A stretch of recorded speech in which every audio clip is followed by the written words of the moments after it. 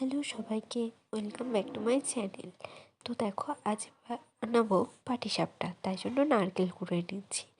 তারপর নারকেলের পুরটা বানানোর জন্য আমি নারকেল আর গুড়টা মেখে নিচ্ছি একসাথে। তারপর কড়াই দিয়ে গ্যাসের মধ্যে নারকেলের পুরটা রেডি করে নিচ্ছি, কারণ পাটিসাপটাতে নারকেলের পুর দিয়ে বেশি ভালো লাগে খেতে।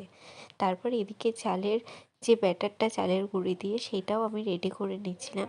তারপরে কড়াইতে একটা তাওয়া বসিয়ে তাওয়াটা গরম করতে দিয়ে তার মধ্যে একটু তেল ঘষে দিলাম। এটা সাধারণত মানে পরোটা এইসব তেলে ভাজার জন্য এটা ব্যবহার করা হয় তাওয়াটা।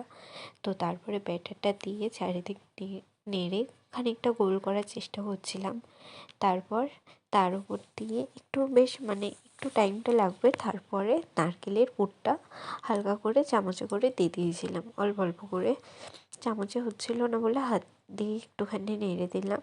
তারপরে আবার খুন্তি দিয়ে মুড়িয়ে তৈরি হয়ে গেল পাটিসাপটা আমাদের। খেতে কিন্তু খুবই সুস্বাদু হয়েছিল পরে।